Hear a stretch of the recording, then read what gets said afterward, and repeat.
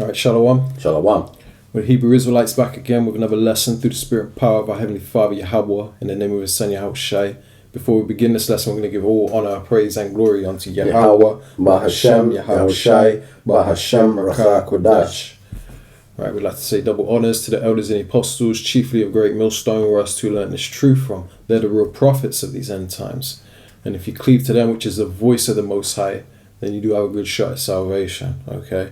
Shalom to you, Akwaf, that are in order, meaning you Israelite sisters that are, you're doing what you're meant to be doing in these end times, to be a virtuous woman and a good representation of our nation and teachers of good things to the children.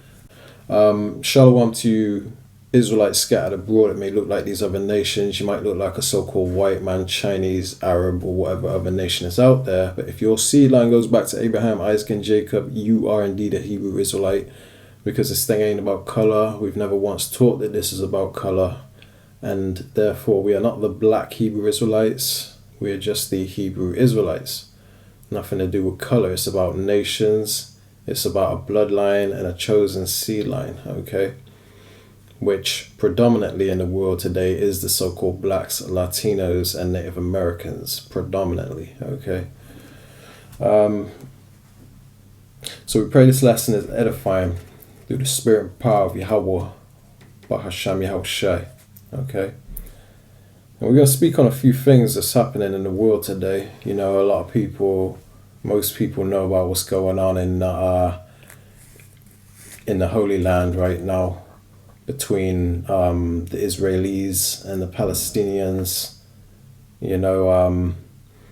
This whole event it's like a turning point in history, because life will never be the same after this, because it's escalated this Third World War into the next phase, okay, which it isn't going to go full blown until the MOTB, being the mark of the beast, is implemented and pushed upon society, okay? That's when the third woe, the Bible calls the third woe, which is the Third World War, that's when it will go full blown, okay? And then you'll start to see mass casualties and stuff, okay? But as of now, this is, wars and rumors of wars, basically, just as the Bible spoke about in the book of Matthew chapter 24, okay? It speaks about how there shall be wars and rumors of wars, and this is the phase, this is the stage in prophecy we're at right now, okay? So this is basically the beginning of World War III, okay? But it's going to escalate. It's not going to die down. It's only going to get worse and spiral more and more out of control until the day of the Lord, okay? So all you people out there that ain't in the right spirit and are basically making plans for your distant future, you know what I mean? You're going to college and all that, trying to get a degree to get a good job or a career and all that. You're in the wrong spirit, okay? This ain't the time for that. You gotta wake up and understand that the good old days as we once knew in the 80s and all that, that's over with, man. Okay? The good days are coming, but not until the return of our Lord. But up until that point, it's just gonna get worse and worse. But for us to understand the knowledge of the Bible, understand the knowledge of the truth, we have stability, we're stable because we have the knowledge as to what's going on in the world, whereas a lot of other people in the world ain't got a clue, man. They're left in the dark and they don't understand the prophecies, and a lot of them don't even believe in the Holy Scriptures, man. They don't believe in the truth. They don't believe in Yahushai, the Son of the Most High. So therefore they're left in the dark, full of confusion and questions and stuff, man, not knowing what the hell's going on. And therefore they're going to be unstable, they're going to be losing their mind, they're going to be panicking. For instance, like before the camera was rolling, me and my brother were discussing how you got all these patriotic devils, these Edomite Trump supporters, right? And they're actually relying on Trump to be their savior, man. And they wholeheartedly believe that something's going to happen where Trump is going to save them, man. Trump ain't your savior. He's not going to save you, okay? You devils are through, okay? Your society's over. And I can't wait to the day that it really sinks in that Trump ain't gonna save you. What have you got to fall back on then?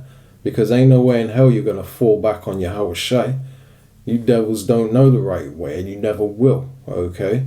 We're gonna bring out some precepts to show you that you devils, man, your time is up, and you need to face the music, man. What you see going on in the earth right now is the downfall of your kingdom, your civilization. Okay, and it's only going to get worse from here. You have nothing to look forward to. But the elect, the ones that are hoping in the Lord's mercy in these end times, hey, man, we're rejoicing. This is like the best time in history to us. You know, everybody talks about the good old days in the 80s. These are the good days to us. Although it's chaos all around us, man. The scriptures say 1,000 shall fall at thy right hand and 1,000 at thy left, you know, roughly paraphrasing, but these plagues won't come nigh thy dwelling. You know what I mean? Hey, because these plagues and things that happen in the world, they ain't for the ones that put their hope in the true Lord, the true God of Israel.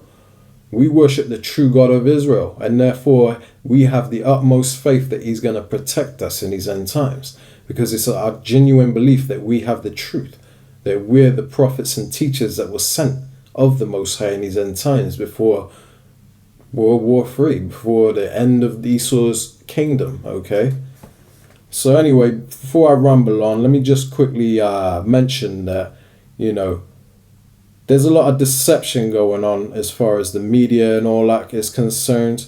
You know, everybody knows that you can't trust mainstream media, that if you want real news as to what's going on between Israel and Palestine, then you need to search on social media, man. You need to look on Instagram, mainly Instagram, like BitChute, Rumble, and TikTok, you know, because they're reporting what's really going on and how the media is manipulating people, man. You know, because the same devils that are the perpetrators for wickedness are the same ones that control the narrative, man. They're the ones that control the mainstream media. They're the ones that manipulate the minds of the masses out there, the simple, the sheeple, and control and play on their emotions and control their thoughts and how they perceive the world, you know. So therefore they're going to say, oh, you know, babies have been killed and this and that, to try and get everybody on board with them to justify going over there and slaughtering a bunch of people that have been oppressed by these same old oppressors, the devils, the Edomites, man. They're the same people, the colonizers, the ones that steal people's land.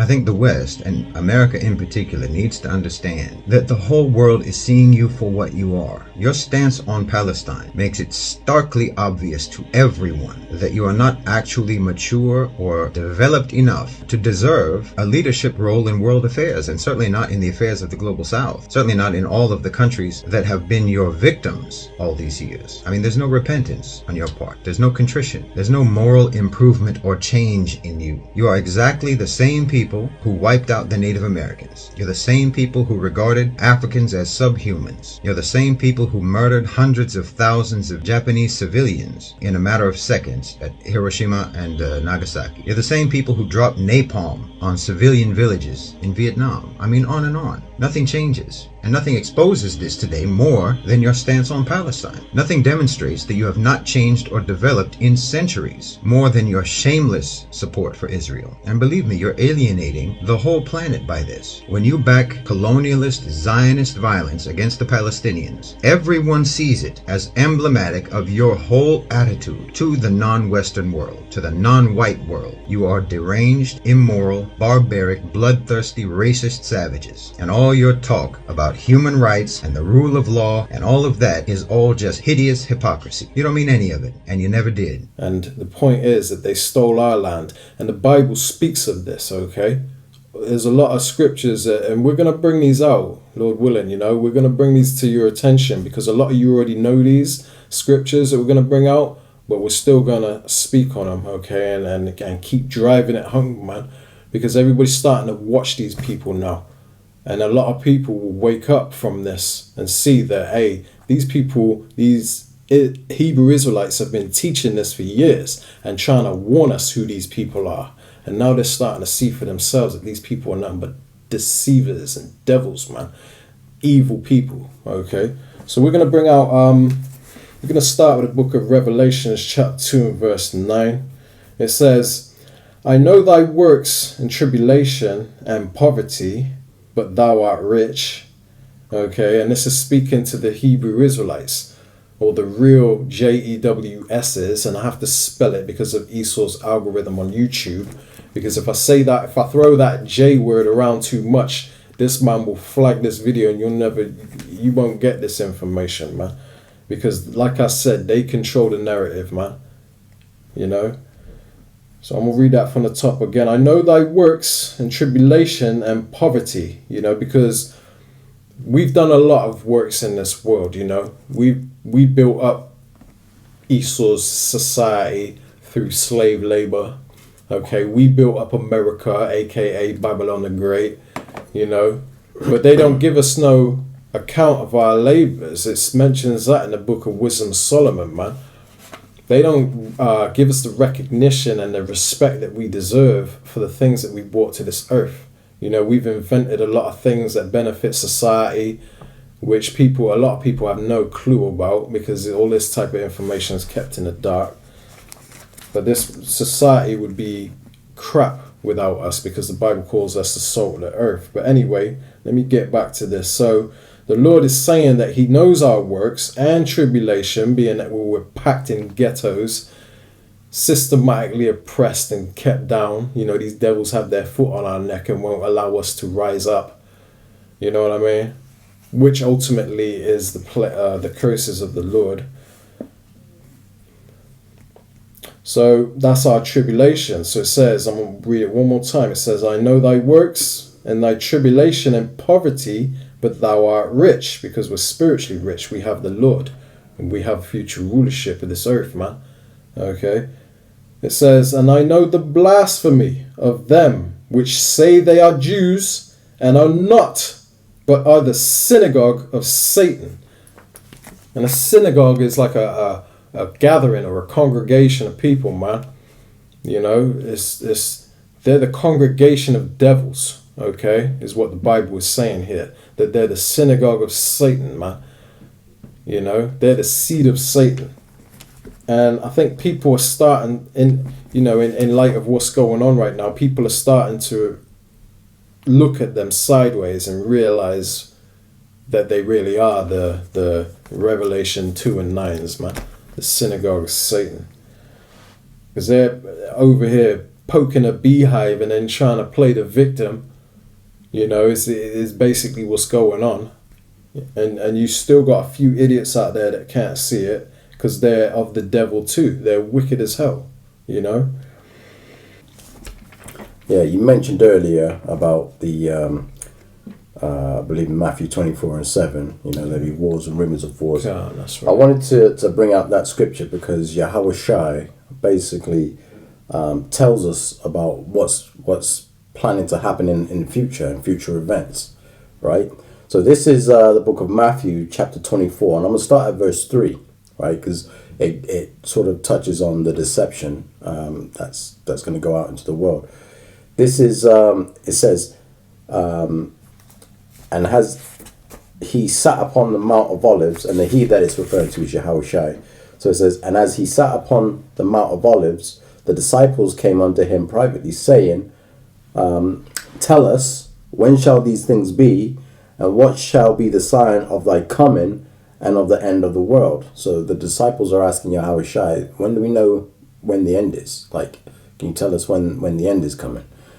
And Yahweh Shai answered and said unto them, take heed that no man deceive you. Now that's the key part I wanted to sort of focus in on, because Yahweh Shai out of his own mouth says, take heed that nobody deceives you. Mainstream media, MSM, you know, goes to show you that there's a lot of deception that goes out. They call it fake news now, right? And you have to be very careful with what you're consuming from the mainstream media, because sometimes you'll get a story such as the babies, and you'll think, rah, these men are going on nuts, and then you come to find out that the story isn't even true. You know, it isn't even true. Just like Iraq didn't have weapons of mass destruction. Exactly. But they used that as a catalyst to forward their agenda, basically, and get everyone on their side. Like, look, they're the bad guy. Mm-hmm. Exactly. And you know, you got all this fake news going out there. Even on TikTok, sometimes when you go on TikTok, you may even see something that, like, wow, and then come to find out later on that isn't actually true. But yeah, you have to be careful. Like Yahweh Shai said, you have to be careful that no one deceives you, because there's going to be a lot of deception that's cast out into the world, you know, and many people are going to be taken by that deception. Okay, but you know, fortunately for, you know, the men that are in the know, the men that are in this truth, we're not unwise to what is actually supposed to be happening, because we pay attention to these scriptures and we study. All right. So this is verse 5. It says, "For many shall come in my name, saying, I am the anointed, and shall deceive many." So you're going to have a lot of people in that are coming in the name of the Lord that will deceive many. But obviously, you know, not in the true name of the Lord. They're going to be coming in, you know, Jesus, Yeshua, you know, Yahuwah, all those types of names, saying this is the way. But, you know, their doctrine's completely off. You know, when we talk about the MOTB, you know, the MOTB we know is going to be the physical incision, you know, the micro C-hip that is inserted, which allows you to buy and sell, right? But you'll have some you know, camps, some churches out there telling you that ain't it. You know, it's something else. And they're going to cause a lot of people to go astray, you know. So Yahweh Shai says, even the ones that come in my name, you know, you may be deceived, because there's going to be a lot of deception out there, right? And it says, verse 6, and this is how we know the times that we're coming into. Verse 6 says, "And ye shall hear of wars and rumors of wars. See that ye be not troubled, for all these things must come to pass, but the end is not yet." So everything that we're seeing, right, this whole conflict that's just brewing up, you know, in the Holy Land, you got the Ukraine and Russia, you know, you got the coups in Africa. I mean, all this stuff is brewing up, just as the scriptures have said. You know, Yahweh Shai said, you know, before the end, like, these are the things that we're going to see coming to pass. And it says in verse 7, it says, "For nation shall rise against nation, and kingdom against kingdom, and there shall be famines and pestilences and earthquakes in diverse places." Was not there an earthquake the same, like around the same time that you know, the invasion of the Israelis happened? Like, there was an earthquake in Afghanistan, I believe. Libya, I think. Was it Libya? Libya, Afghanistan, around that region, right? So, you know, we're seeing earthquakes happen, right? We're seeing famines. People are, I think we were, just before we started this lesson, we were watching a video where India was, you know, holding off on importing their rice. And it was causing people to flood the stores to buy up the rice, because obviously they know that the famine is coming, and rice is a good source of you know, storing food that will last a long time, you know, keep people fed. So people are aware that these things are coming, right? It says, verse 8, "All these are the beginning of sorrow." So all this is just the beginning. And like my brother said, eventually, once all the prophecies are in place, then the World War III is going to, you know, boil over to the point where it goes nuclear. Right? And then Yahweh Shai is going to crack that sky, and the elect are going to be delivered. So we look for these things in the scriptures. They tell us clearly what's coming. That's why we keep our head in these scriptures, and that's why we are at peace of mind, because we understand all of this stuff is supposed to happen. Exactly how the Lord said it would happen is happening, and the scriptures have documented that. You know, so it's a beautiful thing. Yeah, we understand how it's meant to play out, man, because we've educated ourselves for years on the knowledge of the truth. And it tells us everything step by step, what's meant to play out in the earth, and we're watching it unravel and happen in real time. You know, so it's exciting to us to see to see these things happen. I was going to pull a precept. Let me just quick jump to another one that just springs to mind, because this is going to show you that it is exciting times for us that are in the know, us that understand what's going on. This is Revelation 12:12. It says, therefore rejoice ye heavens, and ye that dwell in them. So this is a time for the heavens to rejoice. And when it talks about the heavens, it means the elect. Okay, because the kingdom of heaven is within us, for one. The scriptures say the kingdom of heaven is within us. And there's another precept that says that our conversation is in heaven, There's other precepts too that back up the fact that, the heavens is talking about the Israelites that are in that are in the know, us that are in the truth, the congregation of the saints, should I say. But let's continue. So we're supposed to rejoice. It says, therefore rejoice ye heavens, and ye that dwell in them. But it says, woe to the inhabitants of the earth and of the sea. Okay, and when it says the sea, it doesn't mean people that are living under the ocean, or so-called mermaids or something, man. It ain't talking about people in the actual ocean. What it means when it says sea is like the body of people, okay, like the masses, the sheeple, the multitude that is destined to perish, okay. It's a time of woe for them, which means death and destruction. It means it's not a good time for the masses of this world that they ain't got a clue what's going on, as far as the prophecies are concerned, man. So it says, therefore rejoice ye heavens, and ye that dwell in them. It says, woe, which means death and destruction, to the inhabitants of the earth and of the sea. For the devil, which is Esau, Edom, the so-called white man, okay, the nation of Edom. It says, for the devil is come down unto you having great wrath. So he's pissed. It doesn't mean he's coming down unto us from the sky, like Valkor off the Never-Ending Story or something, man.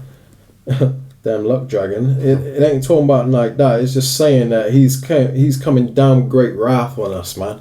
He's laying the hammer down, He's giving it all he's got. He's in the final throes, man, of his NWO agenda, okay? He ain't got long left to get things going. And I'm going to speak more on that in just a sec, man. Let me finish this scripture. It says, for the devil is come down unto you having great wrath, because he knoweth that he hath but a short time. So this devil's pissed, because he knows his rulership's almost up. He sees all the chaos going on in this world, and he knows damn well he ain't going to bounce back from it, man. And it pisses him off to see the narrative not going his way, because he uses the same old tactics to try and get everybody on his side. Now everybody realizes and is woken up to who the damn devil is, man, and what he's up to. And now they're looking at him sideways, like, you really think we're going to fall for that again? You got people with pro-Palestine rallies going on all over the world, man, throwing around the Palestinian flag and stuff, man, taking down the Israeli flag, you know what I mean? Because he's losing the narrative, man. He's losing control of his kingdom, and he's pissed. So he's getting ready to starve you all to death, throw you in concentration camps, prisons, in other words, and he's gonna slap a damn tracking device in your body, let's just say, man. Okay, and then you're gonna be his perpetual slave, anyone that bows down and accepts that, because he ain't gonna pin you down and do it by force, but he's gonna make it very hard for you to resist, man, when your stomach is touching your back and you can't survive, and you ain't got no food in your belly, and your children are crying, and a lot of you are gonna resist because you don't have faith. The only ones that have faith are the ones that are calling on the true Lord in these end times, man. The ones that are truly seeing his power. Okay? But let me get back to this precept real quick, because the devil is Esau, Edom, okay? And he's coming down having great wrath because he knows he ain't got long left to rule. Alright, so another precept I just want to quickly bring out to prove that the devil, that precept I brought out was talking about Esau, Edom, okay? That's the devil that that precept was referring to when it says the devil has come down unto you having great wrath. And this is Revelations 2:10, because this is what's getting ready to happen in the near future. You know, we just did a lesson going into a bit more detail on this topic, how, you know, they're throwing up FEMA camps and prison cities all over the UK. You know, FEMA camps in the US, prison cities in the UK, and they're planning on filling them, man. Where are they going to get all these prisoners from? It's because they're expecting civil unrest because of what they know is coming down the pipeline, you know. So they're making preparations. You know, the elites understand these prophecies. They understand the truth of the Bible, and they're making preparations, just like they're doing with these nuclear bunkers, man, because they know that America is predestined to be wiped off the map. So they have deep underground military bases in preparation for that. They plan to leave us on the surface and deal with the chaos and stuff that's coming, while they're down there thinking they're going to flee and get away scot-free and all that, man. They've got another thing coming. Says here that jets are now airborne from DC to Cheyenne Mountain, bunkers that the government is going underground. Says here, I'm not sure what to make of this, but it was posted in a U.S. Veterans Forum. The guy in the brief video seems very nervous as he reports 8 VIP aircraft heading to Cheyenne Mountain, NORAD, and says they're putting government into bunkers. I find this interesting because literally 5 days ago, I experienced something spiritual, and I was informed to fight all forms of doomsday narratives where humanity's gonna get wiped off the face of the earth. So I'm trying to figure out if there's any realness to this, or is it just more nuclear bombs, humanity getting wiped off the face of the earth? I was watching a clip where Russia was doing preparations for a nuclear strike, and all their citizens going to their underground bunkers that they've built for the citizens. But in America, they don't have any of that for the citizens. They've just built their own, and they just show them off with these luxury, lavish, friggin' accommodations.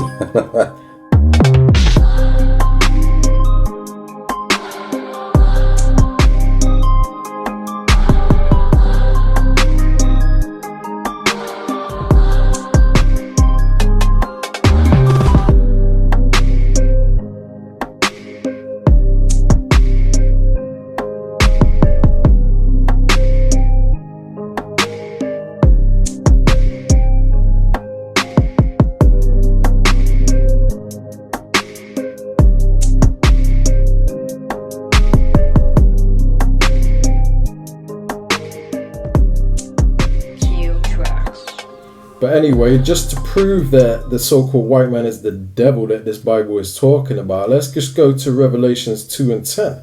It says, "Fear none of those things which thou shalt suffer," because we're getting ready to go through hell, man, in the very near future. It says, "Behold, the devil shall cast some of you into prison," which means a FEMA camp or one of these mega prisons that they're building in the UK. Like I said, man, we just did a lesson on this. Lord willing, I'll put the link in the description if you care to watch it, man. But we went into a lot more detail about these prison cities that they're building. So the point is that it says the devil shall cast some of you into prison. Now, in Christianity, and this was also set up by that deceiver, which is another reason why we call him the devil, because the word devil means deceiver. So what he's done, the deceiver, is teach through his lies in Christianity. He's taught the world that the devil is like a monster under the ground with horns coming out his head. Because when people think of the devil, that's the image they automatically think. When the word devil just means deceiver. It mean, when we say devil, just think in your head the deceiver, okay? Then it will make more sense to you. So the devil or the deceiver shall cast some of you into prison, because ain't no way in hell a red man in a spandex suit is going to come out the ground and physically cast you into prison, man. So what else could this be talking about? Who is this talking about? If you got the UN troops or martial law troops or whatever throwing you in a prison, that's multiple troops, man. But when it says the devil, it just means a particular nation that's in rulership. They're going to have their workers, their minions, cast us into prison, man. All by the authority of the damn devil, the so-called white man, Esau, Edom. Okay? So I'm going to read that from the top one more time. It says, fear none of those things which thou shalt suffer. You know, us that are that put our trust in the Lord, we ain't got to worry about all this stuff. It doesn't mean that we're going to be exempt from being in a FEMA camp or a prison, but we ain't got to fear the things that we're going to suffer, because they ain't going to be able to do nothing to us, man. The Lord going to protect us, okay? It says, fear none of those things which thou shalt suffer. Behold, the devil, Esau, Edom, the so-called white man, shall cast some of you into prison, that ye may be tried, and ye shall have tribulation 10 days, which means a set period of time. It says, be thou faithful unto death, and I will give thee a crown of life, because a lot of us are predestined to be martyrs for this truth. And this is going to come by beheading, which we also mentioned, went into a lot of detail into in our last lesson, which Lord willing I'll provide the link, like I said. So a lot of people are going to be decapitated by the devil in these FEMA camps, man. Okay, and if you think that's far-fetched, like I said, click on the link that Lord willing will leave in the description, man. It will break it down for you, okay, and show you that how true this Bible is and how these prophecies are coming to light, man. This is the time of prophecy, you know. Yeah, I wanted to bring out this precept here because you mentioned in the book of Revelation, chapter 12, verse 12, how the devil's coming down having great wrath, right? This sort of goes in, this sort of links up with that. So it's a good precept. This is the book of 2nd Ezra, chapter 15. And I'm going to start at verse 14. It says, woe to the world and them that dwell therein. So it's talking about, destruction upon the world, which is coming. It says, for the sword and their destruction draweth nigh. And one people shall stand up to fight against another with swords in their hands. Now, when you're looking at all the aftermath of what's happened, between this war that's broken out in the Holy Land, like you're starting to see protests all around the world, right? You got them in America, here in London, in the UK in London. Basically, you got the pro-Palestinians protesting the pro-Israelis, right? And it's becoming to a point now where the government have censored like the Palestinian flag. You can't really wear it without getting some sort of harassment from the authorities. They're talking about like basically doing away with waving that flag around or whatever. Which is hypocritical, man. Yeah, exactly. So that hypocrisy that you're speaking, because if it's like, how come they can put their flag up but I can't put mine up? And they're the ones that's killing, Can I say that? Yeah. Oh yeah. It's like, how can you? It's like, how can they have their flag but I can't have mine? And they're the ones that's bombing like the cities, and innocent civilians are being taken out. It's like, but at the same time, all these areas they don't want our flag there, but they want to put the Israeli flag up, and it's causing that sedition among men. It's causing a lot of problems, and you're going to have one people standing up to fight against another. It just goes to show you that this thing can spiral out of control like quite quickly. I'm gonna keep reading. It's verse 16. It says, for there shall be sedition among men, and invading one another. They shall not regard their kings nor princes, and the course of their actions shall stand in their power. Now, again, like it's race riots, it's civil war. All this stuff is getting ready to break out. That's why we say like destruction is coming. Woe to the world, because we are about to go through some heavy times. You know, it ain't gonna be a sweet walk in the park. Like, we're gonna be tried, man. Our faith is gonna be tested. You know, a lot of Israelites, you know, we'll be all right. We're like, you know, like my brother mentioned earlier, if your stomach is touching your back, are you really gonna be, you know, 10 toes down for the Lord, or are you gonna fold and say, you know what, is my wrist? You know what I mean? You know, like, you gotta contemplate these things, because, you know, you don't understand how bad it's gonna get out here. It's gonna be like a time like no other that's never been in the earth since the earth has been. Right? It says, verse 17 says, a man shall desire to go into a city and shall not be able. For because of their pride, the city shall be troubled, and houses shall be destroyed, and men shall be afraid. So it's like, I mean, it's going to be pretty serious out here in the future. You know, in the near future, it's going to be very serious. And you know, strong men are going to be afraid. Like, if you've, I can't say myself, I've never been in a war, but I can imagine it's something terrifying. You know, the whole world is at war, and everything around you is getting bombed. You know what I mean? Like, that must be like terrifying. Traumatizing, man. Yeah. PTSD. You know? Yeah. Trying to sleep at night and you know, just bombs going off near you. Like, you you know what I mean? Like, it's terrifying. But yeah, I just wanted to bring that out because it's sort of linked up with the Revelation 12 and 12, because, you know, we're going to see a lot of that trouble. You know, this devil's he's going to get fed up that he's getting called out on everything. He's getting exposed. People are pointing the finger at him and saying, hold on a minute. Like, let me fact check what you're saying. You know what I mean? Yeah. It's going to get to a point where whatever he tries to spin isn't going to work, and he's just going to, you know what, let me show you my real horns. That's it, man.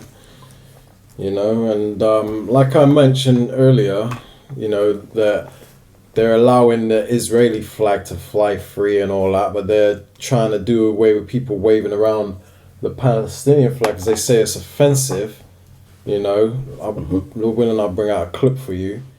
Flag. You want to take your flag off? It's a flag. It's a flag. It's a flag. It's a mask. It's a flag. It's a mask. It's a flag. It's a mask.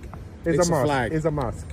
I'm not arguing with you. You're being deliberately cantankerous. You're not coming any further with that. What are you saying? I think you're being. I cannot talk to 10 people at once. No, there we go. okay. Who's in charge? So, Who is the if you- supervisor? I'm in charge, but my Who's colleagues. the supervisor? My colleagues. Who's the supervisor? Who's the supervisor? Don't talk over the top of me, sir. We're not going to win that way, are we? Okay. Why are you shouting at me, mate? Don't shout at me. Who's shouting? Don't shout at me. My colleague's Thank perfectly you. capable. I'll leave you with my Thank you. colleague to explain. Okay, to you yeah. what's happened. Okay, so Peace off. we are. You're not allowed to walk down here with that Why? flag. So you can walk round to your car this way. Why? No. Which is what we're going to be doing. No, it's we'll not be flag. escorting No, you. it's not It is a flag. flag. We will be escorting you Breach off of into the the moon peace if you under don't. breach of the peace. Okay. Sorry, I don't know why you've got I don't know why you've come to my front door over a flag that I've got up there. Just come to ask you about it. And Nothing wrong with it. Is there anything wrong with it? it's just No, it's not. It's not doing. It's not doing anything at all. It's not doing anything at all. The point of view. Did you go to the Manchester protest last week? Not personally, no. Were people holding the flag up? It's just how it could be construed that, you know. It's people not being might be walking construed. It's past not being it construed and as might be anything. offended by it. I remain solid. I have solidarity with the Palestinian people. Yeah. Yep. I'm showing solidarity. I'm not showing anything No, else it's at all. just, It's just how it could be seen, though, isn't it? That Can't be seen as people any. could be upset by it. It's Tough, clearly there's a tough, conflict tough. there. I'm upset by There's it. been a lot of people I'm- killed on both Yeah, sides. yeah, I get it. I get And it. But just you're, kind you're, of you just that's you not as a brought police into- officer are not supposed to be on into any this, political I'm spectrum not at all, on right? any side at all. And all I'm saying is I have the right to express my views Yeah.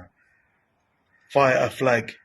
If anybody else is upset, I don't give a damn. No. You've literally got me out of bed at 9 o'clock on a Saturday morning for that. But you know, them doing that is very hypocritical, man. And the Bible speaks of this, how these people are hypocritical as hell. Okay, and this is Job 20:4. It says, "Knowest thou not this of old, since man was placed upon earth, that the triumphing of the wicked is short, and the joy of the hypocrite, but for a moment. So the hypocrite and the wicked is talking about the same people. The wicked is the so-called white man, the nation of Edom, okay, pursuant to Malachi 4:1, pursuant to Job 9:24, as well as many other precepts, man. But there's many names for this nation, because this is what the Bible's all about, man. The Bible's about the righteous sea line that are oppressed and kept at the bottom, and that world peace won't come until they wake up to who they are, come back to their Lord, and then the Lord puts them back on top, cleans them up through this word, puts them on top, and puts them back in their in their land that these people are fighting over right now, man. This is what's going on. This is the deep knowledge that, a lot of people don't really understand, man. Because a lot of people understand the government corruption, the government trying to kill us, and they understand surface level stuff, man. But they don't know how deep the rabbit hole really goes until they understand the knowledge and wisdom of the Holy Bible, man. This puts everything into perspective, okay, which is what we teach in our lessons. And you'd be wise to listen and take notes and take the word of the Lord very serious, man. Okay, because we're going to open up your eyes, Lord willing, and show you what's going on, man. So I'm going to read that one more time. This is Job 20. I'm going to start at verse 4. It says, "Knowest thou not this of old, since man was placed upon earth?" It says that the triumphing of the wicked is sure. They only were meant to rule and deceive the nations for a short season. Okay, this is talking about the dragon that come apart the bottomless pit, man. Okay, that went out to deceive the nations. Okay, it says after 1,000 years that he would come apart the bottomless pit, roughly paraphrasing, and then he would go and deceive the nations. And this is what's happening, man. So their triumphing is only short. It's only for a small season, although it seems like it's been forever. We've always known the so-called white man in power. But really, in the expanse of time, it's only been a short season, man. Okay? And that season is coming to a rapid end, man. So the triumphing of the wicked is sure, and the joy of the hypocrite, but for a moment, because they're hypocritical as hell, man. And they're proving it through their actions. All you got to do is look at their history and how it's one rule for them, another rule for us, man. Hypocrites, okay? And this Palestinian flag, you can't wave it around, it's offensive, man. These people are hypocritical as hell. It just shows you that it just proves that the Bible is true when it exposes these people as hypocrites, man.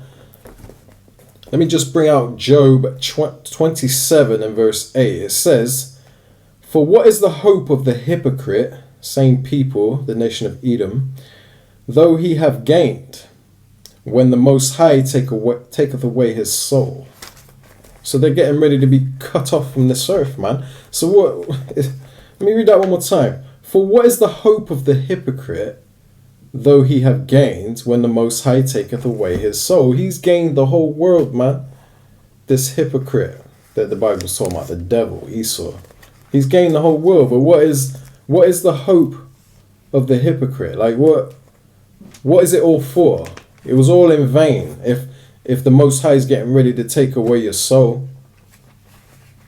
You're getting ready to be cut off from this earth, And the thing is, Amalek, which are these fake JEWSs that are living in our land right now, they're also prophesied to be wiped off the earth, their soul taken away. They're basically not going to come back in reincarnation, let's just say. They will in the kingdom for 1,000 years during slavery. But after that, there ain't going to be no reincarnation for them. They're going to be cut off from the rooter to the tutor, man. Alright, so let me just quick bring out another precept to back this up. Alright, so this is the book of Exodus, chapter 17 and verse 14. It says, "And Yahweh said unto Moses, Write this for a memorial in a book, and rehearse it in the ears of Joshua." And this is the point right here. It says, "For I will utterly put out the remembrance of Amalek from under the sun." Okay. which under the sun is here on earth. In other words, these people are going into extinction very soon, okay? So the joy of these hypocrites is only for a moment, man. What you're seeing right now is the fall of their civilization, which they will never bounce back from. From here on out, it's going to be nothing but hell for these people. And it has been long overdue, man, okay? But the Lord's timing is perfect. And it is a beautiful thing to see this happen to us, man. We rejoice in every step of the way. Okay? These people gotta go, man. Wicked as hell. You know, the precepts back it up in the book of Deuteronomy, chapter 25 and verse 19. Now, there's a bit more meat on here. You could start from the book, verse 17, but for the sake of time, because we got a lot of other things we need to bring out, I'm going to start at verse 19 and I'll explain it. So it says, "Therefore it shall be, when Yahweh thy power have given thee rest from all thine enemies round about," meaning, talking to the Israelites, okay? The Lord is saying that when he gives us rest from our enemies, which are these heathen that we're living amongst, because we were scattered among all these nations, ran from our homeland, which is the land of Israel, and then we fled into Africa and then was sold from Africa and spread about the world, basically.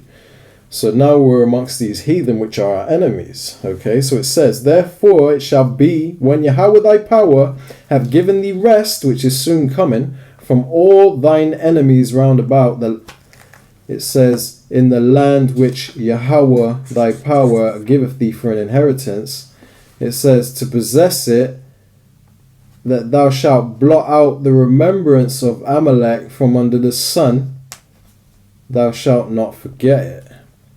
What they did to us. Okay, which you can read starting from verse 17 onward, man.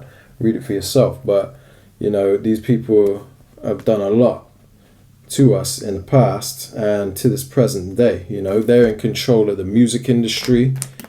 So therefore they are pushing twerking and half-naked women and gangster lifestyle, and they push it heavy constantly on our people, and it's just getting worse and worse, man. Pushing feminism on our people, because our people are simple as hell and they idolize these entertainers, these R&B stars and these rap stars, man. And now they've made the woman out all masculine and tattooed up and red hair. Ratchet lifestyle, man. But, you know, it's just putting our people in a bad light in this world. But what people don't understand is you got to get to the root of the problem. Who is the one funding this and controlling this? And saying that this is what you, if you want a contract with us, this is what you have to push out.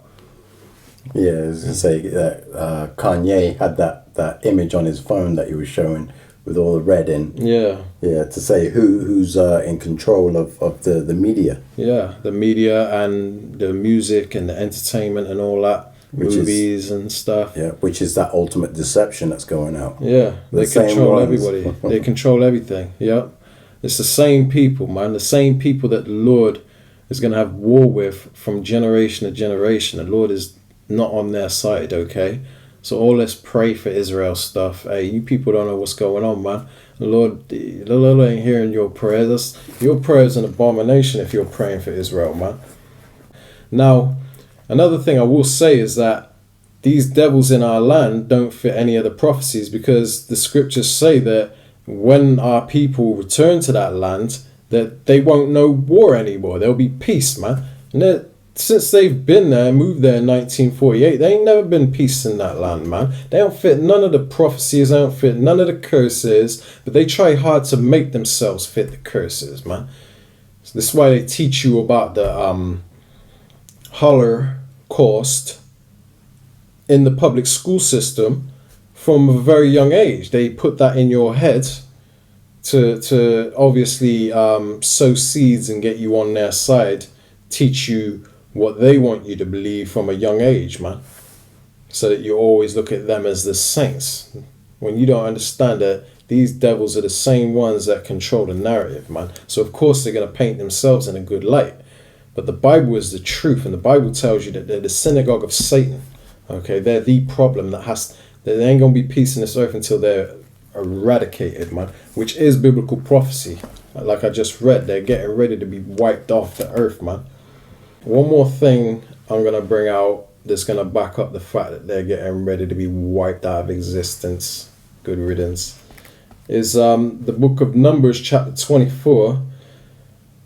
And I'm going to start at 18. It says, and Edom shall be a possession, meaning the so-called white man's getting ready to go into slavery, in other words, okay? Because that's the nation of Edom. And they're getting ready to be our possession. We're going to own them. It says, and Edom shall be a possession. Seir also shall be a possession. Okay, which is talking about the same people because they came from Mount Seir.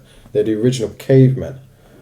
Seir also shall be a possession for his enemies, which is us. We're his number one enemy, okay? The nation of Israel. It says, and Israel shall do valiantly, meaning we're going to rule them with an iron rod, rule over them with an iron rod, okay?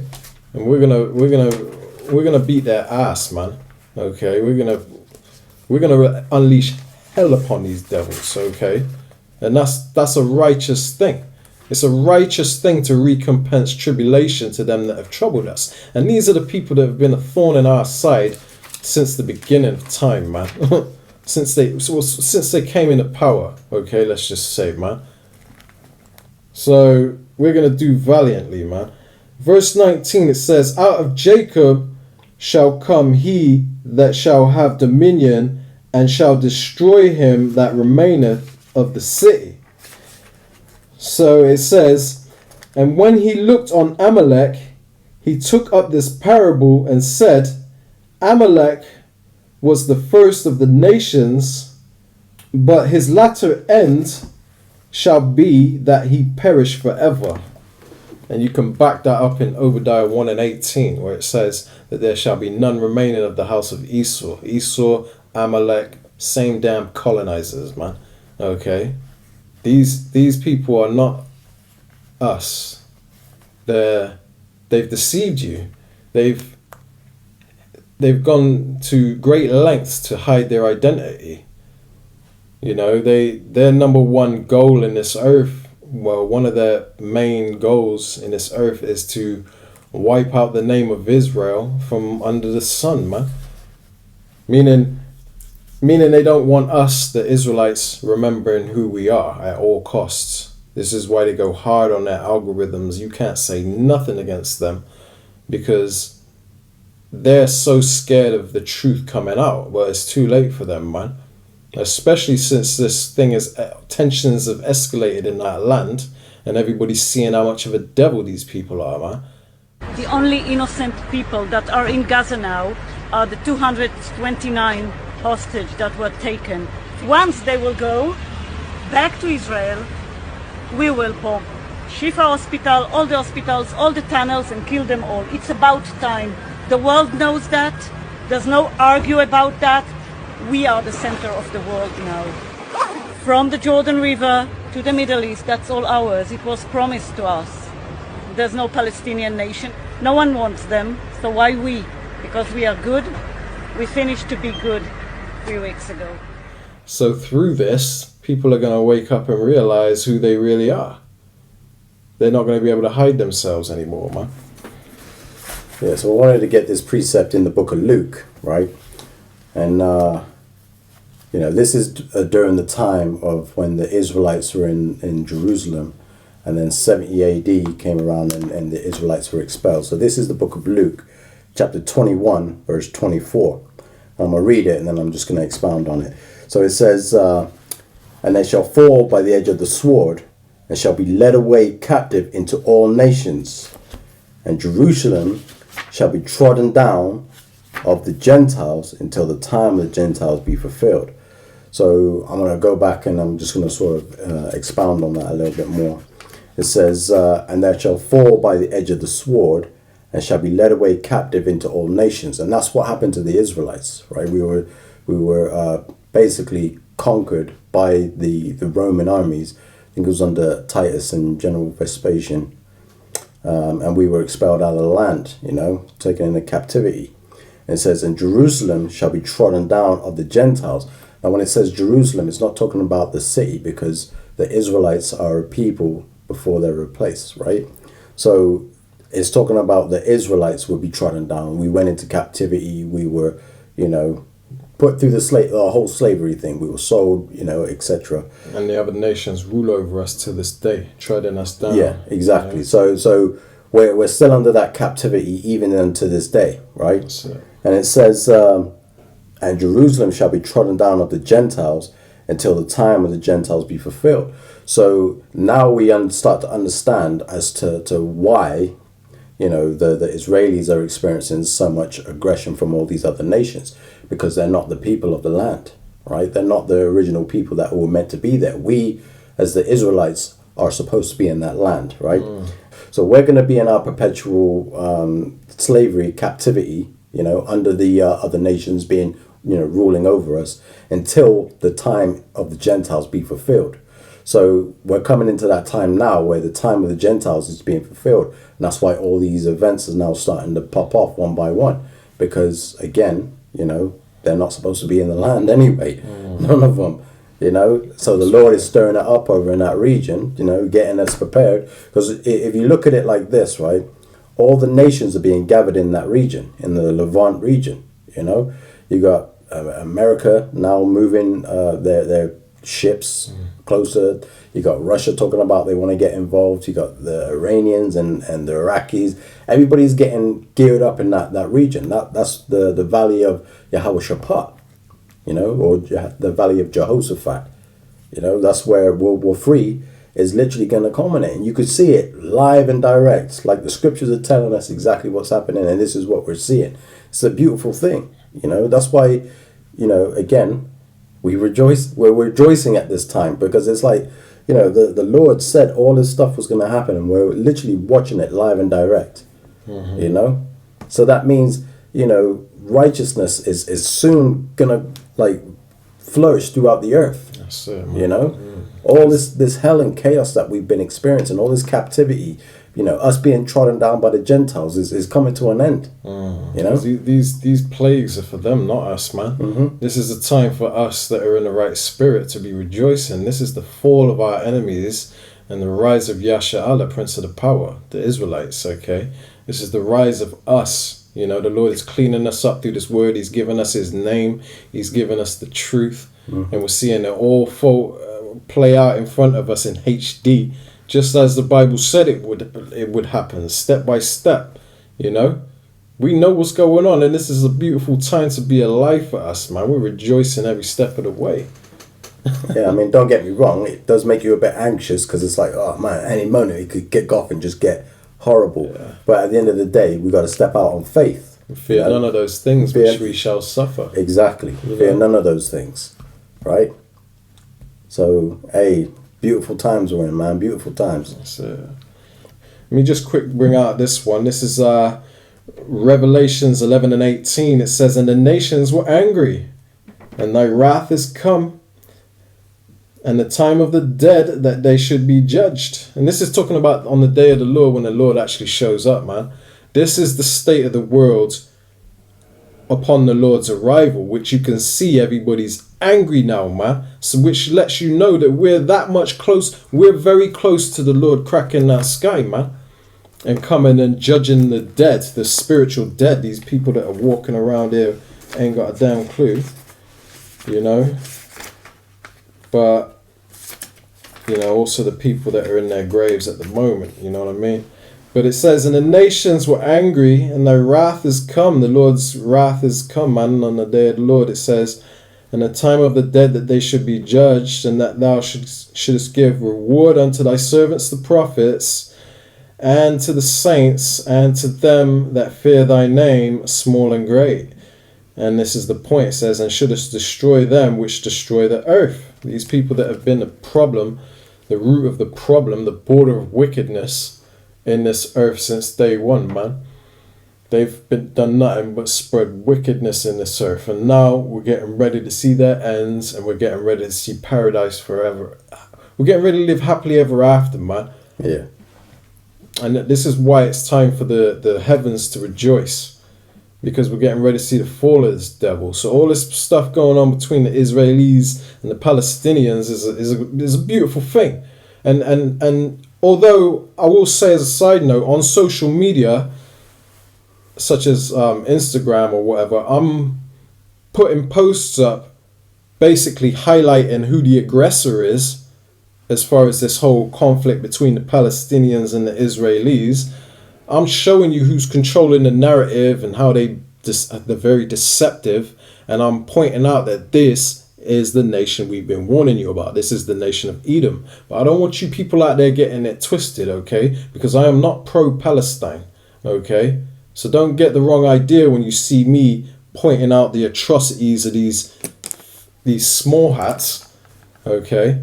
It doesn't mean that I'm pro-Palestine. I don't give a damn about either one of them. I'm happy that they're slaughtering each other, man. And I know that might sound harsh, but I don't give. They're my enemies. What am I supposed to do? Sit back and feel sorry for them? Hell no, I don't feel sorry for them, man.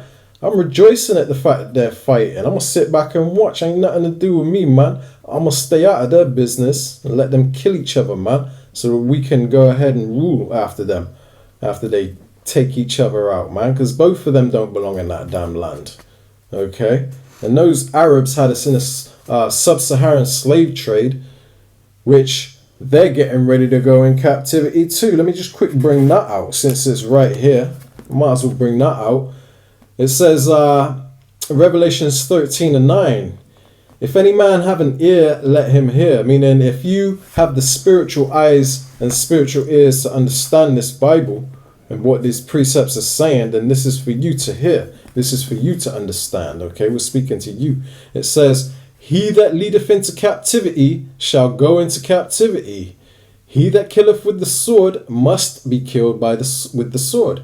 It says, here is the patience and the faith of the saints. So this is what the saints are patiently waiting for, is for these devils to kill each other by the sword and for them to ultimately, in the end, go into captivity. And that's what's going to happen to the Palestinians and the Israelis, man, because all of them had us in captivity at some point in history. So if you don't know about the sub-Saharan slave trade, you might as well do some research on that and see that these Palestinians ain't innocent as they make themselves out to be, man. And they're receiving their judgment too. All this is going on right now is the judgment of the Lord, regardless of how harsh it may seem. Babies getting killed and all that, man.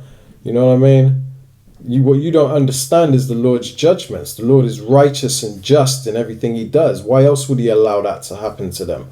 It's because it's their judgment, okay?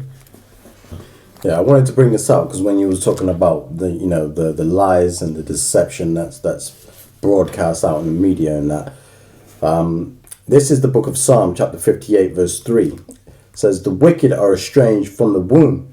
They go astray as soon as they be born, speaking lies. Like it's within their spirit to lie, right? They can't be truthful and be honest.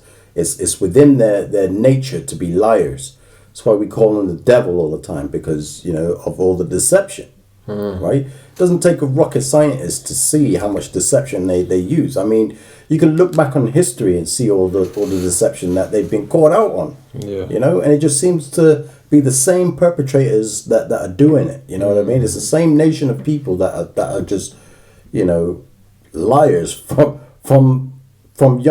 when they're born. Basically, the scriptures tell us from when they come out, the caves, from when they came into power, mainly, But even when they're born, they'll never know the way of righteousness. Let me just quick bring that out. Alright, this is the book of Daniel, chapter 12, I'll start at verse 8. It says, and I heard, but I understood not. Then said I, O my Lord, what shall be the end of these things? So Daniel is inquiring with the Lord, what's going to, how am I going to be able to tell? Or when is the end of the world, basically, let's just say, okay? He says, in verse 9, it says, and he said, go thy way, Daniel, for the words closed up and sealed till the time of the end. Meaning, go on about your business, man. Don't even worry about it, okay? Because you ain't going to understand until the time of the end, okay? And it says, many shall be purified and made white and tried. When it says made white, it means made pure. So a lot of people are going to be purified, which is the elect of Israel, the ones that are destined predestined for salvation, they're going to clean up their minds, get their act together, come back to the ways of the Most High and live.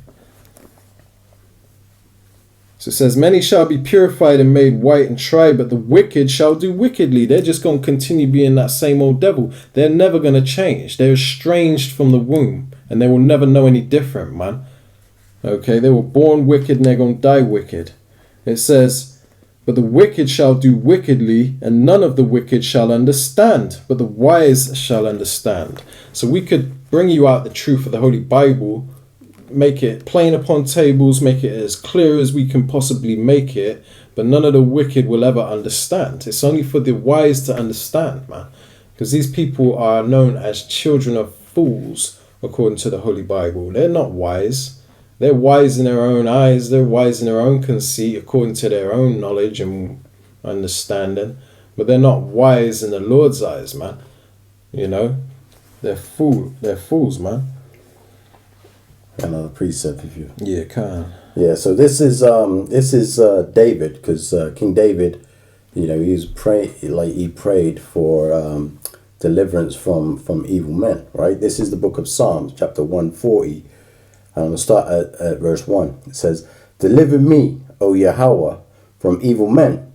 Preserve me from the violent man. Now, we know who the violent man is today. I mean, you know, you could just switch on the TV and see the violence that is being perpetrated. You know what I mean? Like, let me just say also that when it says violent man or whatever else it says in these precepts, it's all talking about the same person. Like I said earlier, there's many names for the devil, the deceiver, okay? There's many names for this nation, which is the nation of Edom, the so-called white man. This is what it's talking about.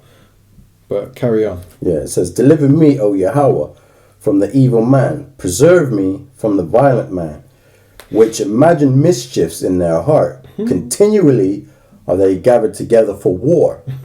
Right? If you look at America, aka Babylon, like their whole how long have they been a nation? Like 400 or 500 years? Yeah, but I think it's like 298 years out of. No, it's almost like the whole span of America. They've had like maybe 21 years where they haven't been at war. Yeah. Like that's mad when you think about it. And that's the beehive of Esau, Edom, man. As well as the land of Israel. Yeah, that's right. So Israel, obviously, they're going through their war right now. They just declared war for a little terror attack. Rocks like this that are thrown at Israelis in their cars and on buses. They are thrown at Israeli men and women, at Israeli babies and children every single day. In 2021 alone, Israelis suffered 1,775 rocket attacks by Palestinian terrorists, but the world says nothing. Members of the council, would you consider it a terror attack if a rock like this was thrown at your car while driving with your children?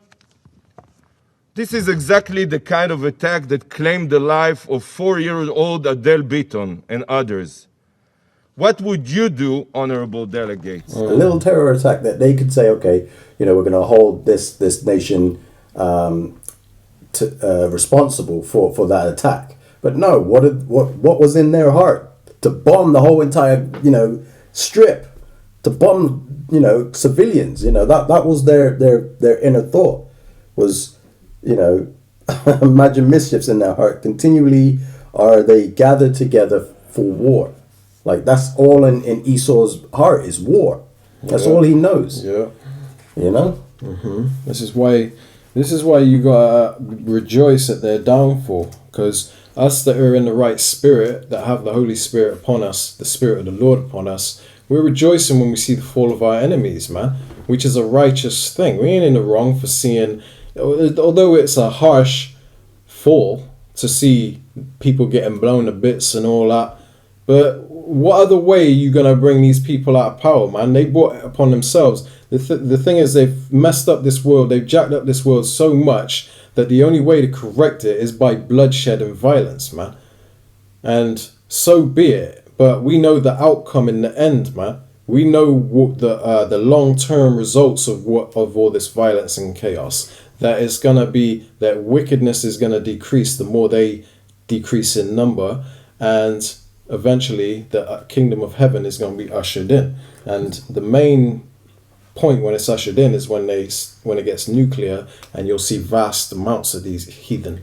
Yeah, it says in the scriptures as well, roughly paraphrasing, that since I was loved blood, blood shall pursue thee. Yeah. You know, and that's what we're seeing. We're seeing the blood pursue. Yeah. You know, and eventually they're going to be, like my brother mentioned earlier, they're going into slavery, then they're going to be completely gone forever. Yeah. Good riddance, man. Yeah. You know, if you could imagine, like, you know, living in a world where, like, you say the word war and people are like, what do you mean war? What the hell is war? You know what I mean? Like, that's what we're aiming for. That's what we're fighting for. Yeah. Let me just read the book of Micah chapter 4. Okay. I'm going to start at verse 1. It says, "But in the last days," which is what we're living in now, if you've, in case you haven't noticed. It says, "But in the last days it shall come to pass that the mountain of the house of the Lord of Yahweh shall be established in the top of the mountains, and it shall be exalted above the hills, and the people shall flow unto it," okay? Which is the house of David, man. The elect of Israel, let's just say, okay? And when it says that it shall be exalted above the hills are like your smaller governments and stuff, man. Because a mountain is a government, and the hill is talking about the smaller governments. Okay, so the people are going to flow to the knowledge and wisdom that we possess, the wisdom within us. They're going to realize the truth, and they're going to come to try and learn the ways of the Lord. It says, "And many nations shall come and say, Come and let us go up to the mountain of Yahweh," which is the elect of Israel, "and to the house of the Most High of Jacob, and he will teach us of his ways, and we will walk in his paths, and for the law shall go forth of Zion," which is the Israelites, "and the word of Yahweh from Jerusalem." So we are the possessors of the word, of the truth, and when people finally realize that we have the truth, they're going to come flowing to us. And this is the point in verse 3. It says, "And he shall judge among many people, and rebuke strong nations afar off. And they shall beat their swords into plowshares." Okay, so they're going to turn their weapons of war into agricultural tools. And, they're going to do good things. They're going to stop fighting and, create technologies and agricultures, and they're gonna make this world fruitful and beautiful, okay? Because war is very destructive. So once this destruction is put away, that's when righteousness is gonna flourish. In other words, let me read that from the top again. Verse 3, it says, "And he shall judge among many people," because the 12 tribes of Israel are gonna be sat on 12 thrones, judging the 12. Well, the elect are going to be sat on 12 thrones, judging the 12 tribes of Israel, the scriptures say. So it says, "And he shall judge among many people, and rebuke strong nations afar off, and they shall beat their swords into plowshares, and their spears into pruning hooks," which is agricultural tools. It says, "Nation shall not lift up a sword against nation, neither shall they learn war anymore." And has that happened since 1948, since these people moved into that land? All they've known is war, man. There's never been peace. And you can see that right now. They don't fit the prophecies, man. How much more clear does it have to be, And this is the thing, like I said earlier, none of the wicked shall understand, it says in the book of Daniel, chapter 12. It says that none of the wicked shall understand. Because although we're showing you clear as day what the prophecies are saying, that these are not the people, you'll still have people that will try to ignore all that because they want them to be the people. Because they're devils, man. They all have the same mindset. And they don't want us to be the true men of the Lord. They don't want us so-called blacks, Latinos, and Native Americans ruling over them. But unlucky for you, we're going to, okay? And we're going to lay down the law with an iron rod and beat you into submission, man. We're going to force our ways upon all you atheists. There ain't going to be no such thing as atheism in that day anyway, man. Because when the Lord shows up, it's going to kill all of that. Okay, so point being that when we return to that land, then will peace come to this earth. We haven't returned to that land yet. That's a future prophecy.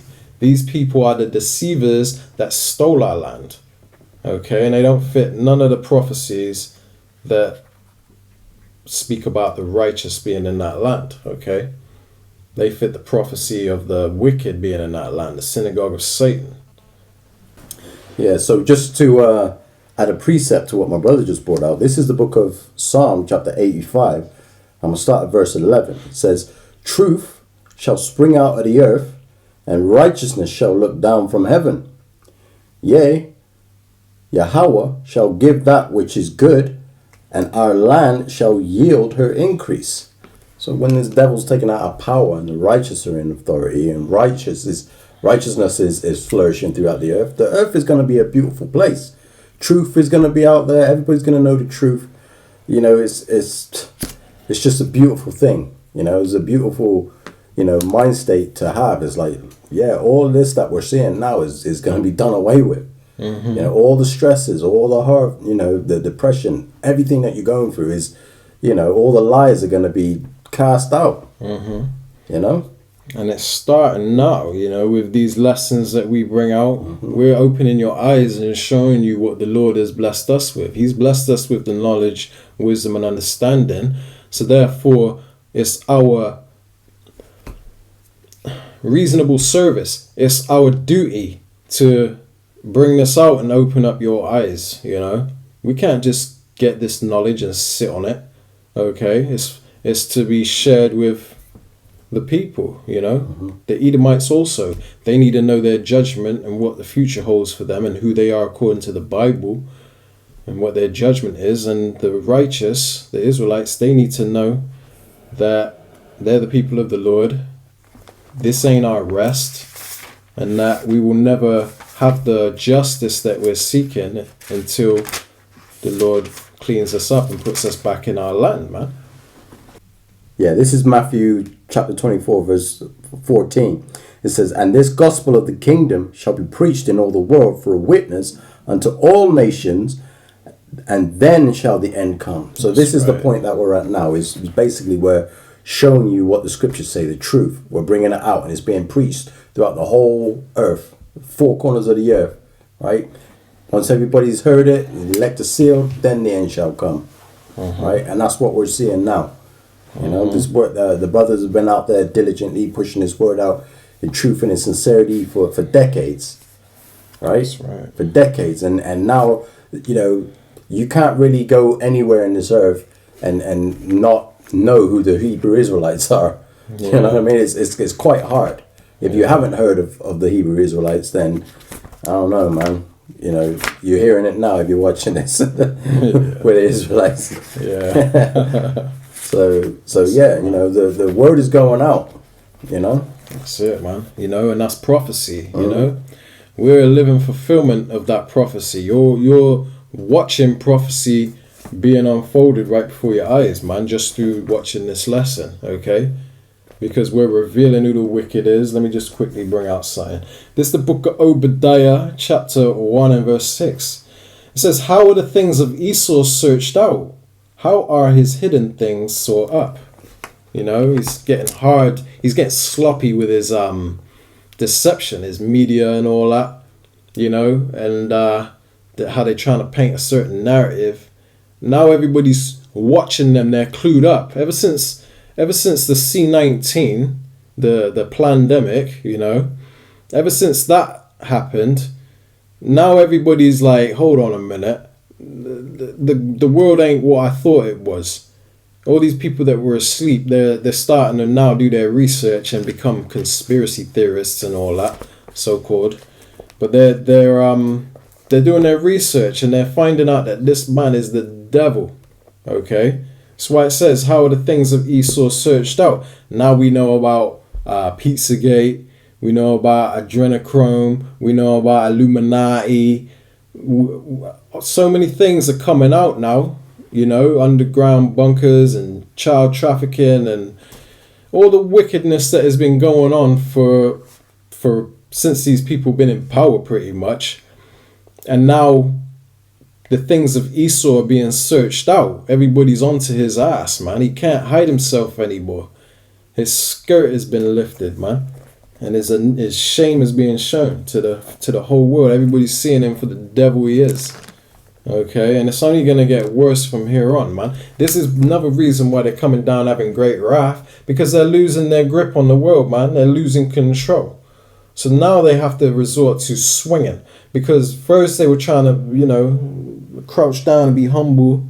Now they ain't got a choice, so they're going to resort to their sword, man. And they're gonna enslave everybody, and then they can pretty much do what they want without hiding. Okay, but it ain't gonna go that far, man. Let me just bring out another quick preset. It's the book of Job, chapter 20, and it is verse 27. It says, "The heaven shall reveal his iniquity," and I mentioned earlier that the heavens is talking about the elect. Okay, so that's what the elect are doing. You know, they're bringing out the wickedness of this man and showing you who the devil is, okay? Which is also biblical prophecy, man. We're all over social media. We're all on the streets in the busy city centers of almost every city in this earth, because the Lord has sent his prophets out in these end times. So it says that the heaven shall reveal his iniquity, and the earth shall rise up against him. These people are becoming despised among the nations, man. Just like the Bible says would happen also. You know, I can quickly bring that out too. Back in the book of Obadiah, chapter 1 and verse 2, it says, "Behold, I have made thee small among the heathen. Thou art greatly despised." So meaning they're made small as in insignificant, and they're greatly despised. Everybody's realizing how low this man is and how evil this man is, okay? You know, all this stuff going on in the world is happening on his watch. He's the very reason that you have to work a 9 to 5, okay? Mainly because he deceived Eve in the garden. So therefore, now through the sweat of our brow, you know, we eat bread. Basically, we have to work a 9 to 5. But who was the serpent in the beginning? And it's the same person. That's the spirit of these people, man. Okay? So, but this is deeper level of understanding that we were not really going to get into in this lesson. But these people are the seed of Satan. Okay? So therefore, what can you expect when these people are in rulership? And they're only put in rulership as our punishment. But the Lord is about to reverse them curses. So therefore, they're going to be taken out of power, and we're going to be put in power. And we're going to have learned our lesson, and we're not going to sin again. Alright, so I'm going to go ahead and read the book of Ezekiel, chapter 36, and verse 5. It says, "Therefore, thus saith Yahweh power, surely in the fire of my jealousy have I spoken against the residue of the heathen, and against all Idumea." And Idumea is the Greek word for Edom, which is a so-called white man. It says, "Which have appointed my land into their possession." So they're Edomites in the land of Israel right now. They're not the Israelites. They're Edomites. They're Amalekites. Amalek, which is the chief tribe of Edom. Okay. It says, "Which have appointed my land into their possession with the joy of all their hearts, with despiteful minds to cast it out for a prey."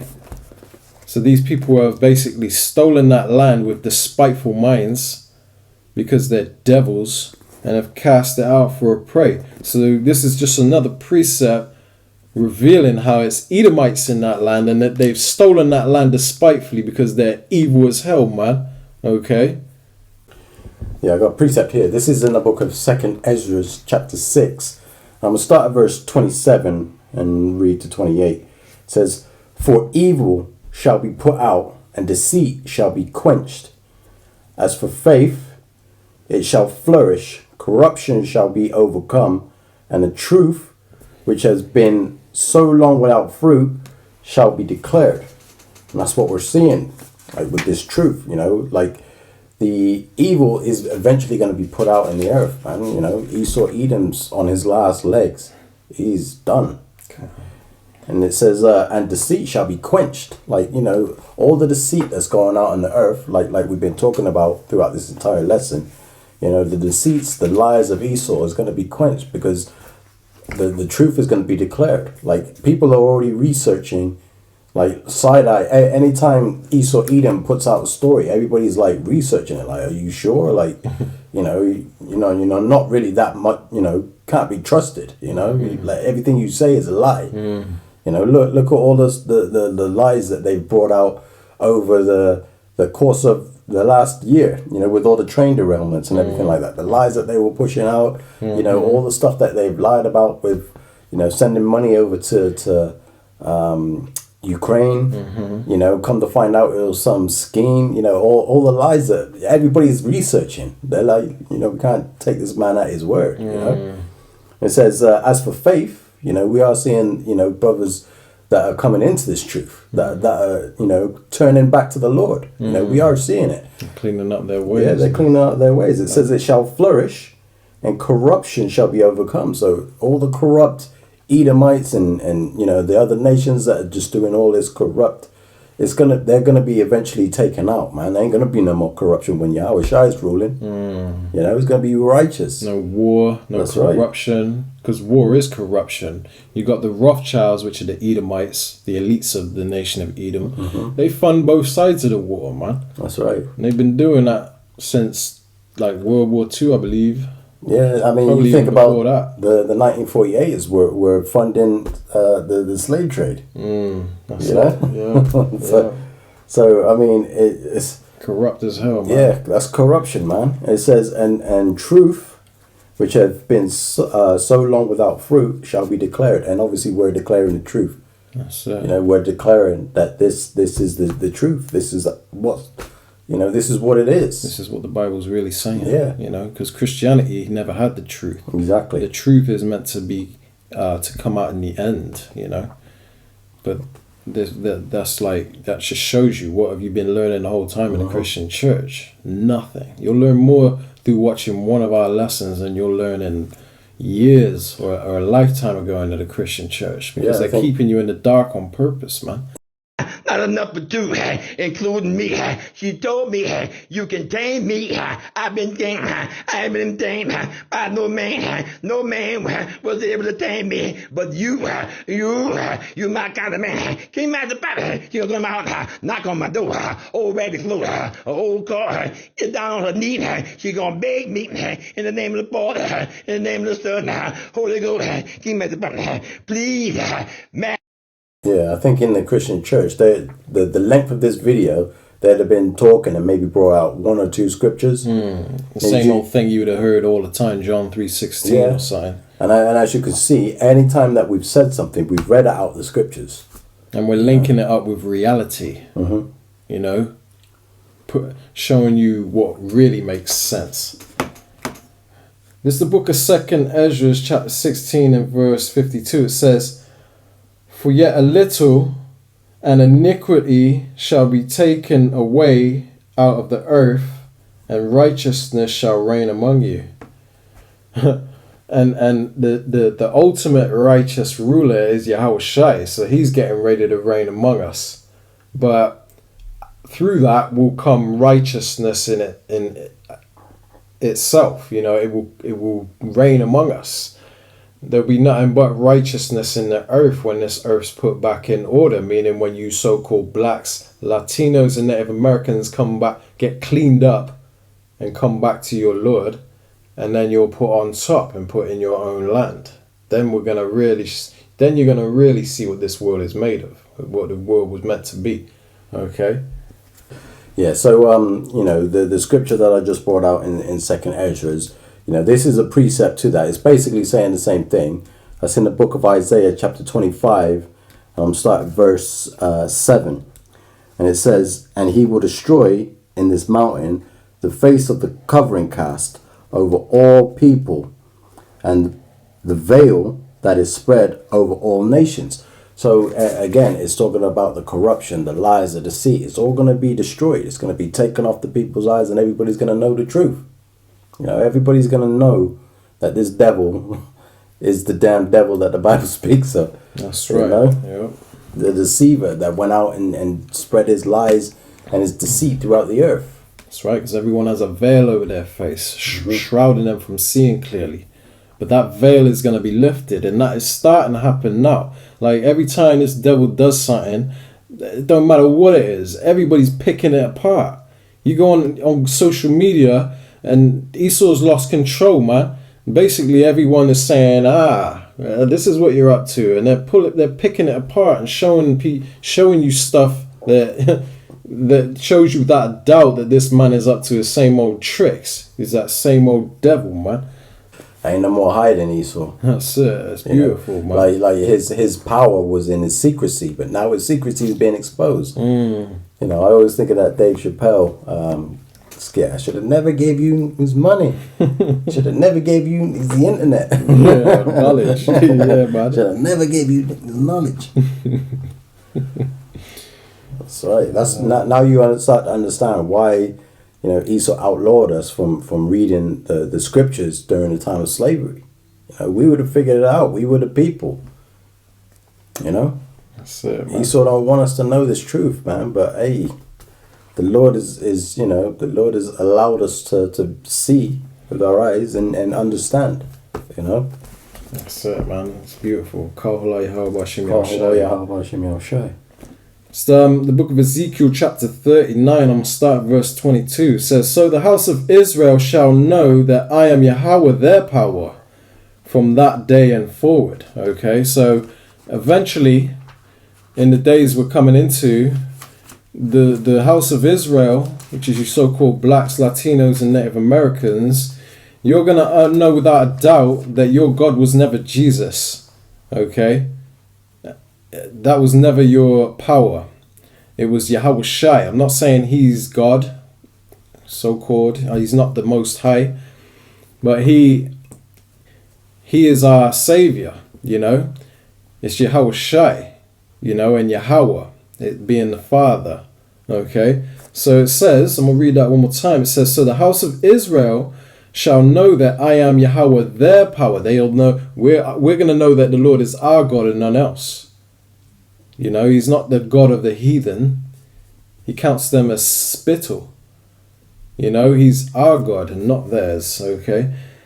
It says, from that day and forward, and it says in verse 23, and the heathen shall know that the house of Israel went into captivity for their iniquity. So, the reason that we went into slavery is because we sinned against the Lord, and the heathen eventually, a lot of them know right now, but a lot more are going to realize the truth, which is that covering cast and that veil being lifted, man. Just like my brother brought out in that previous precept, you know.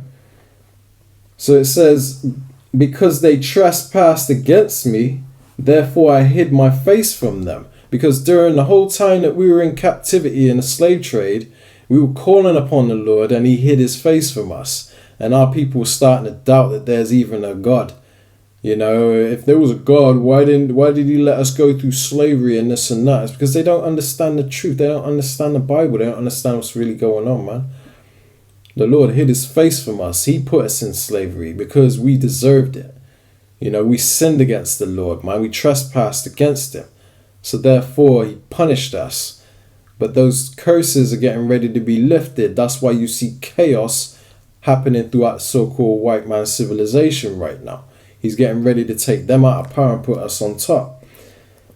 So I'm going to read that one more time from verse 23. It says, and the heathen shall know that the house of Israel went into captivity for their iniquity. We sinned against the Lord.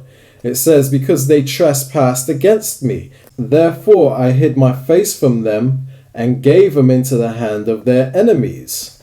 Which you can read Deuteronomy 28:68, which will further prove that we were sold to our enemies, not our friends. So all you people that have joined hands with these heathen, especially the so-called white man, thinking they're your friend, the Bible tells you that they're not your friend. It doesn't mean that you got to treat them like crap, because the Bible also says to live peaceably among all men. But you got to know who they are and separate from them, okay? And come back to your Lord, because they're not your friend. It says, so fell they all by the sword. It says, according to their uncleanness and according to their transgressions have I done unto them, and hid my face from them. So this is the reason why the heathen and the Edomites mainly live in our land right now, man, and have stolen our land. The Lord allowed that to happen because he took away our heritage from us as our punishment. But the Lord said he would have mercy on us and set us in our own homeland. Let me quickly grab that precept. All right, so this is the book of Isaiah chapter 14 and verse 1. It says, for Yahweh will have mercy on Jacob and will yet choose Israel. And you got to understand that Jacob and Israel is talking about the same people. So-called blacks, Latinos, and Native Americans, the biblical Israelites. For Yahweh will have mercy on Jacob. See, he's going to have mercy on us. Okay, because we sinned against him. This is what the Bible's all about. The reason that we're in the ghettos, the reason that we're oppressed, the reason why every time we try to get ahead in life, they prevent us from that ever happening. They'll be damned if they'll let us rise above them. Okay, because we're in the hands of our possessors still to this day. We're still yet this day in our captivity, man. It says that in the book of Baruch. So you got to recognize what's really going on, man. It says, for Yahweh will have mercy on Jacob and will yet choose Israel. It says, and set them in their own land, which was stolen from us, the land of Israel that the Palestinians and Israelis are fighting over, man. It's not their land, it's our land. Okay, and this is going to become common knowledge in the near future because that's biblical prophecy. Okay. It says, and the strangers shall be joined with them, and they shall cleave to the house of Jacob. And the strangers is talking about the strangers of our nation. The people that don't know they're Israelites, man. The people that don't know the truth. The people that are considered 2/3 of the nation of Israel. Okay? So when we're set in our own homeland, they're going to cleave to us. I might as well read verse 2. It says, and the people shall take them and bring them to their place, and the house of Israel shall possess them in the land of Yahweh for servants and handmaids. So in other words, these other nations are getting ready to be our slaves. Everybody's going to be working for us, and we ain't going to have to lift a finger. Okay? Because we're the royal elite nation of the earth. We're royalty, and you just don't know it yet. But it'll become common knowledge very soon. It says, for servants and handmaids, it says, and they shall take them captives, whose captives they were, and they shall rule over their oppressors. So the very nation that has been the pain in our ass since day one, we're getting ready to rule over them. The people that have oppressed us and trodden us down and made us become what you see today. A bunch of damn hooligans looting and shooting. You know, that's a creation of Esau, Edom. But we're getting ready to be cleaned up and put above these damn devils, and we're going to have them under our foot forever, perpetually. Yeah, so I got a precept here, which flows on from what my brother was just bringing out in Isaiah. Right, this is the book of Psalm, chapter 64, and verse 5. It says, they encourage themselves in an evil matter. They commune of laying snares privily. They say, who shall see them? And this again is like, as I mentioned before, like their power is in their secrecy. When they make these lies and deceptions, they're doing it to basically pull the veil over everybody's eyes and to also lay snares.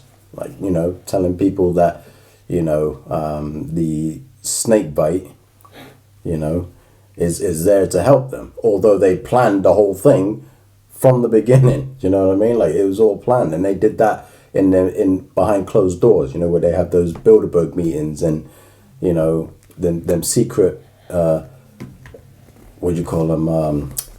WEF yeah, and the WEF forums and all that other stuff that they do. G7s. The G7s, or all of those meetings, right, behind closed doors. This is them making, devising up evil matters, just devising evil plans. Like, they were even saying along the lines of, is water a human right? Like, I mean, it just goes to show you that these people are insane. But they like to do it in secrecy. But again, they're being exposed on every level because people are bringing that out and they're capturing it and they're doing the research and they're seeing this is what these devils are doing. Yeah. And this is the book of Proverbs, chapter 6, and I'll start at verse 14. It says, "Frowardness is in his heart, he deviseth mischief continually, he soweth discord."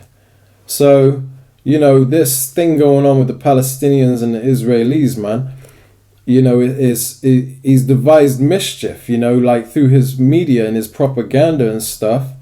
He's basically, it's coming out now that he's pulling the same tactics that he did during 9/11, where he'll create the problem and then point the finger at others and say, hey, they're the boogeyman. Because now a lot of people are realizing that it was the Israelis that created Hamas, or the Israeli government that created Hamas, which, just like during 9/11, it was the CIA, the Americans, that created ISIS, which they deemed as the boogeyman back then. It's the same old war tactics with these devils. That's why I brought out in the book of Daniel earlier that the wicked shall do wickedly and none of the wicked shall understand. Because while the righteous are being cleaned up, purified and made white and tried, these devils are just going to be the same old devil. They ain't going to be cleaned up and be purified and made white. They just going to keep waxing worse and worse. But unfortunately for them, the gig is up. Everybody's onto them and realizes what's going on, man. Because that veil has been lifted. Okay, so I'm going to read that again. It says, "Frowardness is in his heart. He deviseth mischief continually." Meaning he's never going to change. As long as he's in power, you're never going to, you can't expect any different from this man. So therefore, he has to be taken out of power if you ever want to see change in this earth. These decrepit old devils are they're just evil to the core, and that's all they will ever know is evil. It says he soweth discord, okay? And he's done that by dividing people, Bloods and Crips. He did that amongst us. East side versus west side, okay? Democrat versus Republican. What is it? Probably started this gender war, Yeah, like men versus women. Men versus women, that's right, he did, yep. And this is all the same person that's ruling the world. It is all perpetrated by him, man. This is who it's talking about. So yeah, because that definition, froward, is like a perversity or a perverse thing. Mm-hmm. That's what it is defined as. Yeah, and when it says his heart, it means his mind. Meaning this is what he thinks about day and night. Frowardness, perverseness is in his mind. He'll never know the way of righteousness. Yeah, and an example of a perverse thing is, the transformer community. The LGBTQ, NMNP, HIV. You can't make a definition of what a woman is, but, that bloke over there can be a better woman. You know what I mean? He's perverting the way of nature, the right way. This man is against nature, man. This is why we also call him Satan, which is the adversary. He's adverse to the ways of the truth, man. To the right way. A man and a man can't reproduce. It's common sense. It's science. They all want to talk about trust the science.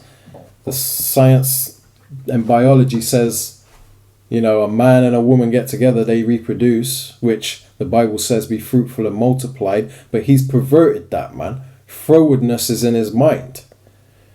It says, "Frowardness is in his heart, which is his mind. He deviseth mischief continually. He soweth discord." And this is his punishment for being such a damn devil. It says, "Therefore shall his calamity come suddenly. Suddenly shall he be broken without remedy." Meaning he ain't going to be He ain't gonna bounce back from what's getting ready to happen to him, which is gonna be orchestrated by the Lord, man. Which lines up perfectly with this quick precept I'm gonna bring out right here. Alright, so this precept, backing up what I just said in the book of 1 Thessalonians 5 and 3, it says, "For when they shall say peace and safety, then sudden destruction cometh upon them, as travail upon a woman with child, and they shall not escape." So that's when it says that he shall be broken. He shall be broken without remedy, meaning that destruction has come upon him that he's not going to be able to escape from. There's going to be no remedy, no cure for what's getting ready to happen to him, man. You know, this is why it's important for you to read this Bible precept upon precept, like jump from here to there to get the full understanding, to get a more vivid picture as to what this Bible is saying, man. Yeah, and that's a good point that you say that, Isaiah 28 and 10, you know, precept upon precept, because it's like it's written in one part of the Bible, and then it's written in another part of the Bible. You could probably find it in another place, and it's like this is how you get the understanding, because it's like if you read it here and it doesn't match up, like your understanding doesn't match up with the other precepts, then your understanding is off, right? But when you read this precept and it lines up with this precept, and you read this precept and it gives you the full understanding, and it all lines up, now you have the correct understanding. You know, that's the best way of doing it. But if you're like for example, like just to go off topic a bit, but like you have John 3:16, but then in the rest of the Bible it has, you know, that it says in John 3:16, "For God so loved the world," but then in you know John 17 it says, "Pray not for the world." You know what I mean? So if that says it there and then it doesn't sort of line up in the other precepts, it's like, hold on a minute, the understanding is off. So then when you get the full understanding, it's like it's talking about the world of Israel. That's who it's talking about, right? And it's lucky for jumping off topic, but it's just when you mention about the precept upon precept, line upon line upon line, here a little, there a little, it's good to get the understanding. Like my brother just brought out that precept that lined up perfectly with what he just read. That's right. In a nutshell, through thy precepts we get understanding, the Bible says. There you go. So this is how you get understanding, and the Bible also says get wisdom, get knowledge, or it's roughly paraphrasing. It says, but with all thy getting, get understanding. So the most important thing is for you to get the understanding, and you get that through the precepts, through jumping around. Because a lot of people say, oh, you're cherry picking the Bible, when they don't understand that that's how the Bible's meant to be read. But we're not cherry picking things to fit our narrative. We're cherry picking to give you a more vivid understanding of what the Bible says. Our intentions are pure, man. Our intentions are righteous. It's just that you don't like what the Bible is saying, and you can't disprove it or debunk it in any way, shape, or form. Okay? We're the true holders of this word, and you cannot fight against. You can't beat truth, man. 2 + 2 = 4. There's nothing else it calculates to. So therefore, it cannot be defeated. The truth is the truth, man. And it's proven through the events that are happening in the world. You can see that this is what the Bible is actually saying. And the true bringers of this word are here now. And you lot are calling them anti-Semitic. You're calling them black Hebrew Israelites. You're calling them a hate group. You're calling them racist. You're saying all manner of evil against the very ones that the Lord is dealing with, man. And you're going to have to, you know, you're going to be judged for these words that you speak against the prophets, man.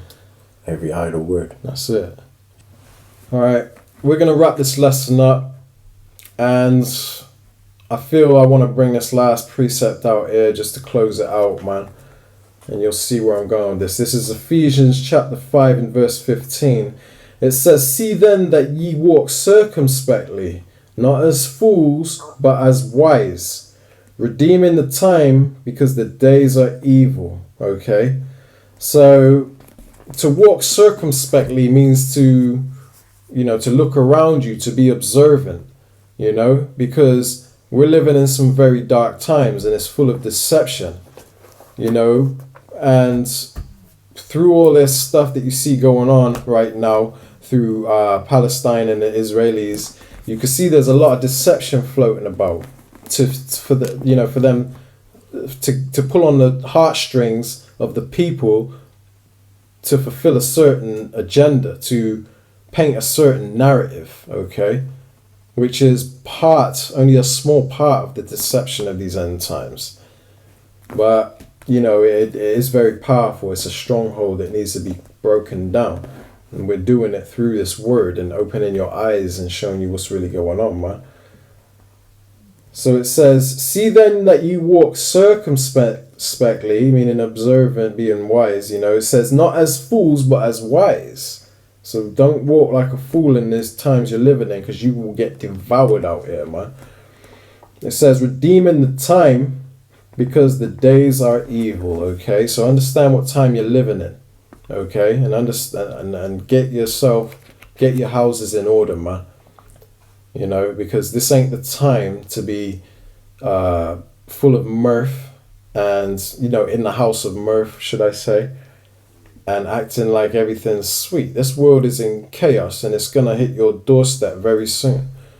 Because right now, a lot of people can walk out their front door, go to work, whatever, and it just seems like a normal day. Like they think if you just switch off the TV, it don't exist. Hey man, it's getting ready to hit home soon. Mm-hmm. Okay, all of you are gonna feel the results of what's the chaos that's going on in this world. It's gonna be everywhere, and you're not gonna be able to hide from it. So you need to walk circumspectly, not as fools, and you need to redeem the time, meaning understand the times you live in, because these are some evil times, and this ain't the 80s and 90s, man. This is a whole nother ball game, and you're going to have to live through it whether you want to or not. There's no escaping it, so you might as well prepare yourself for it like we are, like the wise are, okay? So we're going to close it up there. Lord willing, you've been edified through this lesson, all right? And we're going to give all honor, praise, and glory unto Yahweh, Bahashem, Yahweh Shai, Bahashem, Rakah, Kwadash. Shalom. Shalom.